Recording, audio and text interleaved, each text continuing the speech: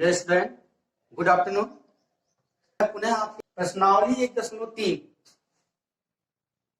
से संबंधित कुछ इंपॉर्टेंट पॉइंट्स बिंदु पहले समझाएंगे, उसके उपरांत पुनः प्रश्नावली पे चलेंगे। जैसे 1.2 पढ़ने के उपरांत 1.3 पे आएंगे, जिसके पहले पहला पॉइंट है शांत दशमलव। जैसे कुछ पॉइंट ऐसे होते हैं कि जो एक्सरसाइज पढ़ने से पहले अगर हमको क्लियर होगा तभी हम एक्सरसाइज में दिए गए प्रश्नों को या प्रश्नावली में दिए गए प्रश्नों को हल कर पाएंगे। तो पहला पॉइंट है, पहला बिंदु है शांत दशमलव। तो सबसे पहले हम जानेंगे शांत दशमलव होता क्या है। शांत दशमलव होता क्या, हमने हिंट में थोड़ा थोड़ा लिखा है कि शांत दशमलव, ताकि आप समझ सकें। मान लीजिए हम बोल भी रहे हैं, फिर आप जब रिकॉर्डिंग होगी वीडियो में तो आप देखेंगे भी। शेष शून्य, इसका मतलब क्या होता है। जैसे जब कोई भिन्न या परिमेय संख्या होती है तो उसमें होता क्या है कि शेष शून्य, अर्थात जब हम हर से अंश में भाग करते हैं तो दशमलव निरूपण होता है। तो दशमलव निरूपण में दिया ना कुछ परिमित चरणों के बाद दशमलव प्रसार का अंत हो जाता है, अर्थात अंक की आवृत्ति नहीं होती है या फिर दशमलव में बार बार अंक आते जाते नहीं रहते हैं। ऐसी कंडीशन में हम क्या करते हैं कि शांत दशमलव जब होता है तो दशमलव में ही 2 अंक 3 अंक जाते जाते उन्हीं पे अंत हो जाता है, अर्थात कंप्लीटली पूरी तरह से वो मतलब विभाजित हो जाता है। उदाहरण के तौर पे अगर हम चर्चा करें, फिर से एक बार चर्चा करेंगे। शांत दशमलव का मतलब शेष शून्य होता है, अर्थात जब कोई संख्या को हम दशमलव निरूपण करेंगे तो दशमलव में ही उसका अंत हो जाए, या फिर ऐसा ना हो कि बार बार भाग देने पर अंक पुनरावृत्ति हो या फिर अंक आते जाते रहे, ऐसा नहीं हो। जैसे कुछ परिमित चरणों के बाद दशमलव प्रसार का अंत हो जाए। जैसे उदाहरण के तौर पर हम चर्चा करेंगे 1/2। 1/2 तो 1/2 का जब दशमलव प्रसार करेंगे तो ये होगा 0.5।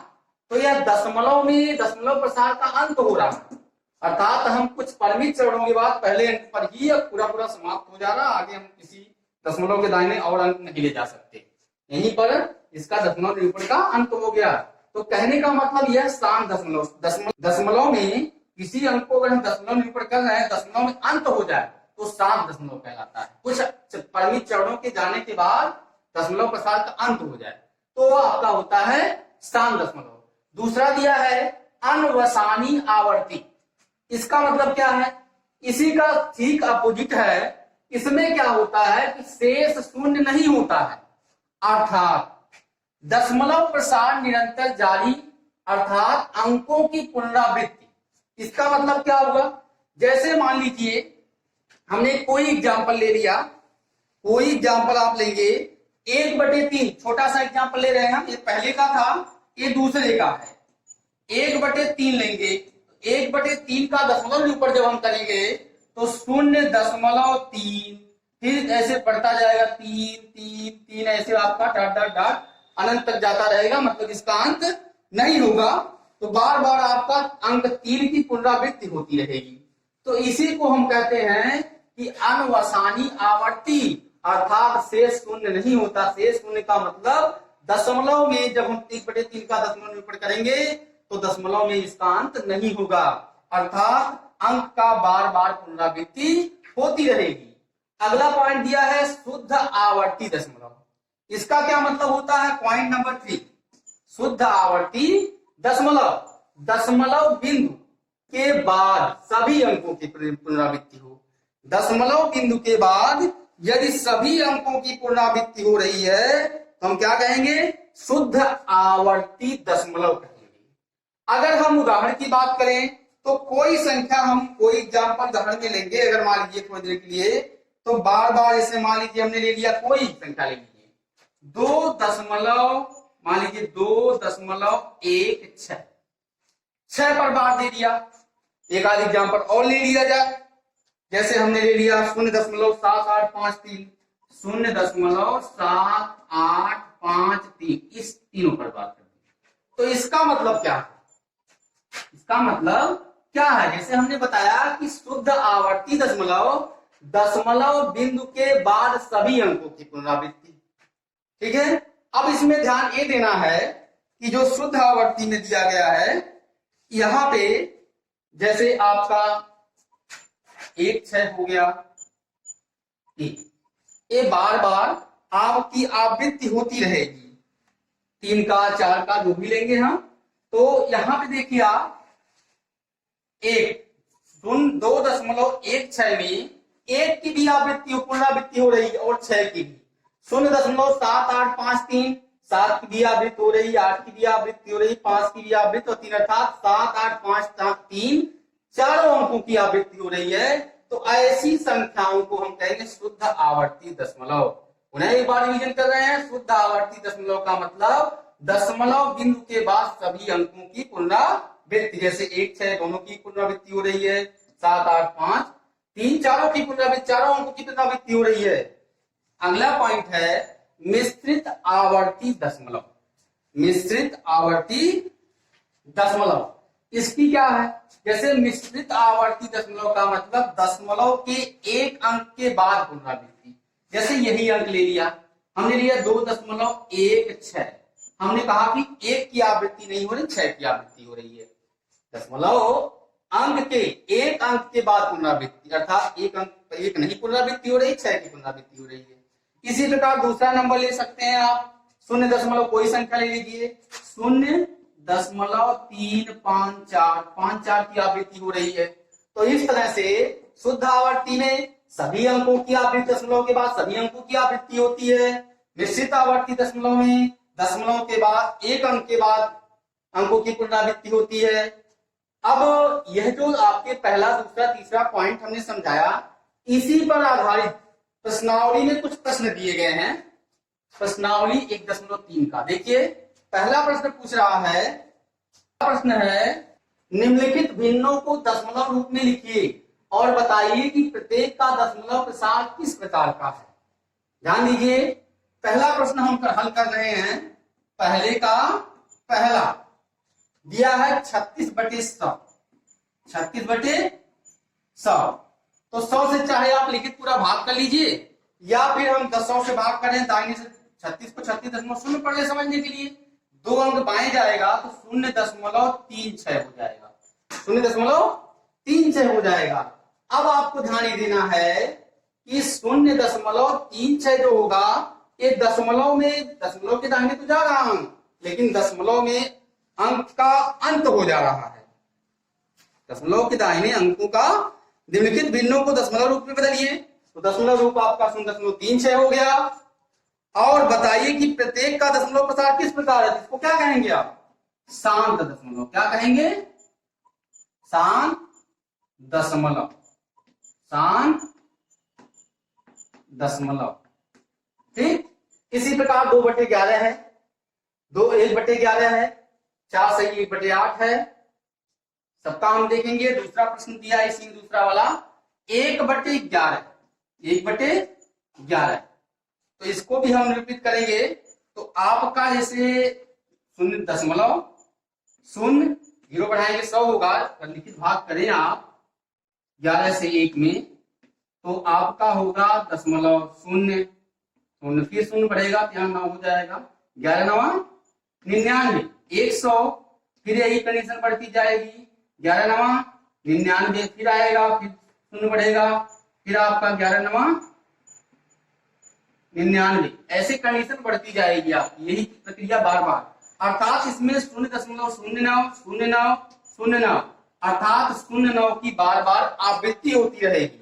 0.9 की तो हमने बताया था कि अनवसानी आवर्ती, शेष 0 नहीं होगा इसमें, अर्थात दशमलव प्रसार निरंतर जारी, अर्थात अंकों की पुनरावृत्ति। तो इसमें देखिए अंक पुनरावृत्ति हो रही ना, तो क्या हो जाएगा? ये हो जाएगा अनवसानी आवर्ती दशमलव। क्या लिखेंगे?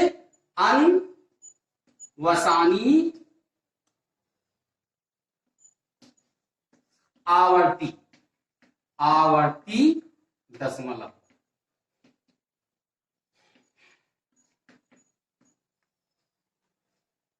इसी प्रकार पहले की जो हमने पहला दूसरा समझा दिया, बाकी प्रश्न आप स्वयं करेंगे। प्रश्न नंबर 2 दिया है।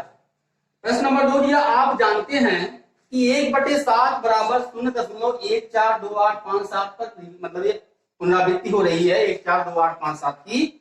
क्या बिना दीर्घ विभाजन किए आप यह बता सकते हैं कि 2/7, 3/7, 4/7, 5/7 और 6/7 का मान क्या होगा। दशमलव प्रसार क्या है का पूरा होगा का दशमलव प्रसार। यहां पे इसका यहां लिख रहे हैं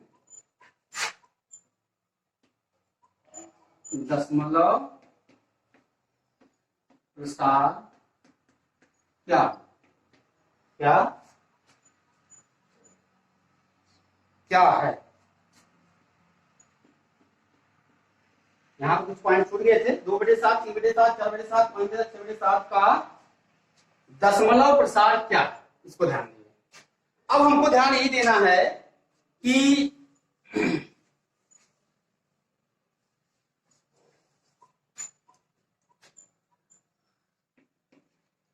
यहाँ पे 1/7 का मान दिया गया है। प्रश्न नंबर 2 है ये।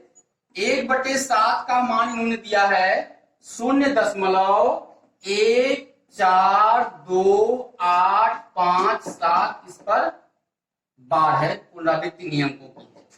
अब 2/7 का मान पूछ रहे हैं तो हम 2/7 को 2 गुणे 1/7 कर देंगे और 2 गुणे 1/7 का मान 0.142857 बार कर देंगे। इसका 2 से गुणा कर देंगे। 2 7 14, 2 25 10 11, 2 8 16 1 17, 2 दूनी 4 1 5, 2 चौके 8, 2 1 2, अर्थात ये चीज हो जाएगी आपका। इसी प्रकार आप चाहेंगे तो 3/7 का निकालना है, 3 गुणे 1/7 हो जाएगा।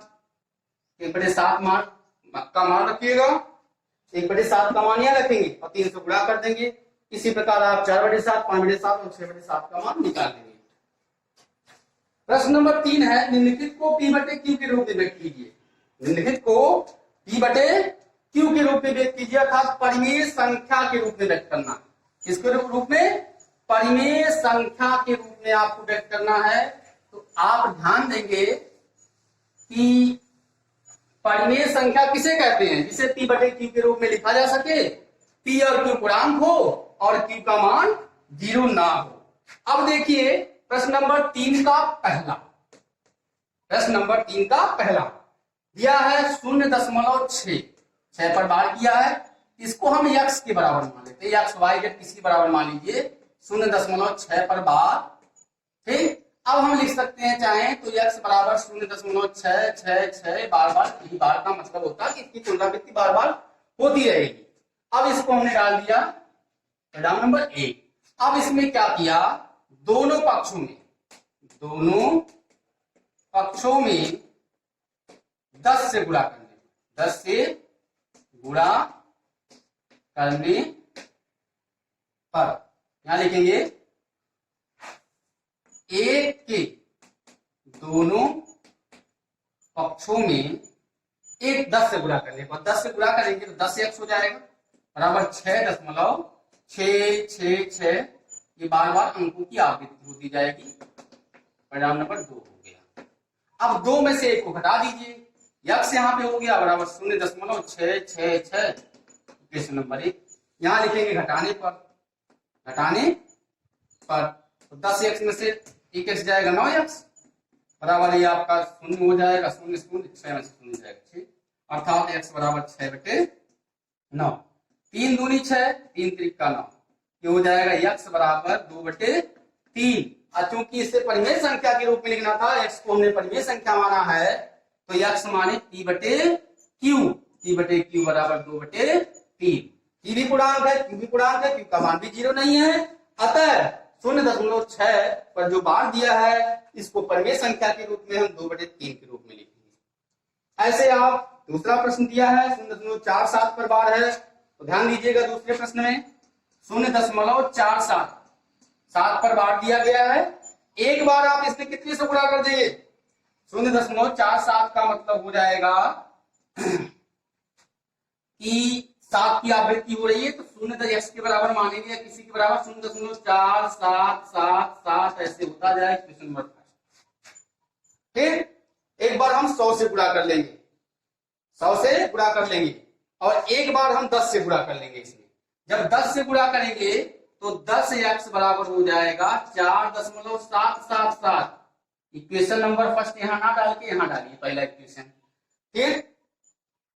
फिर जो आपका दिया गया है इसी के अगर हम 100 से गुणा करेंगे तो हो जाएगा 47, 100x बराबर 47.777। इसके बाद इसको 2 डाल दीजिएगा, 2 में से 1 को घटा देंगे, आपका परिमेय संख्या जो भी होगी वो निकल जाएगी।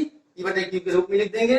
अब कहने का मतलब एक 3 का हमने पहले का तो पहला दूसरा बता दिया, दूसरे का हमने आपको समझा दिया, तीसरे का पहला दूसरा दोनों समझा दिया।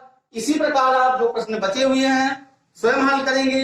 हल करने के दौरान अगर आपको कोई दिक्कत होती है तो कमेंट बॉक्स के माध्यम से विद्यालय नंबर से आप हमको सूचित करेंगे। आपकी समस्याओं को दूर करने की पूरी तरह से कोशिश किया जाएगा।